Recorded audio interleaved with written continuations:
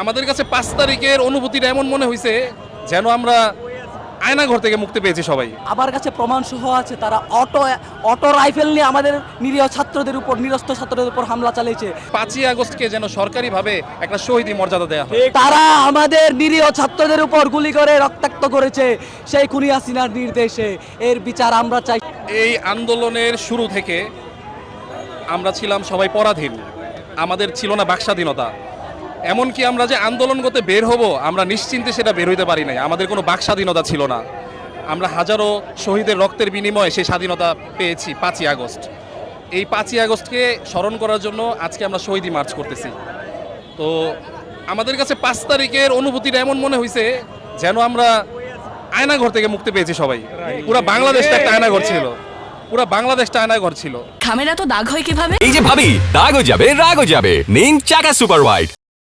এবং কেউ নির্বিঘ্নে নিশ্চিন্তে কথা বলতে পারে নাই, কেউ স্বাধীনভাবে চলতে পারে নাই, কেউ স্বাধীনভাবে একটা লেখা লিখতে পারে নাই, কেউ তার মুখের ভাষাকে, তার নিজের মনের উক্তিকে ব্যক্ত করতে পারে নাই। আমাদের কোনো বাকস্বাধীনতা ছিল না। আজকে আমরা স্বাধীন।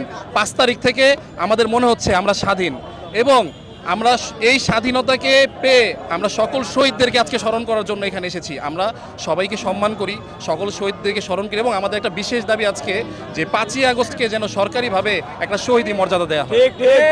আমরা জুরাইন, শ্যামপুর, কদমতলী এই 3 এরিয়া থেকে আমরা এসেছি, এবং আমাদের এলাকা থেকে ব্যাপক সংখ্যক লোক এখানে এসেছে। আমাদের জুরাইনও আজকে একটি প্রোগ্রাম হচ্ছে, আমাদের জুরাইনও আমরা শহীদী মার্চ পালন করতেছে আমাদের ভাইয়েরা। আমি প্রথমেই বলে দিই যে দেশ এখনো স্থিতিশীল হয় নাই। কেন হয় নাই তা আপনি দেখছেন। এই যে ভারত আমাদের যে ছোট তীর মারছে, এই যে আগ্রাসন চালাচ্ছে, তাই আমি ফার্স্টেই বলে দিই যে আমরা এখনো স্থিতিশীল হই নাই, আরও কাজ করতে হবে। তো আমি আন্দোলনের যদি আমি একটু স্মৃতিচারণ করি, ফার্স্টে আমরা আন্দোলনে নেমেছি। আমি 4 তারিখ থেকে ছিলাম, আমার কলেজ ছিল 16 তারিখ থেকে।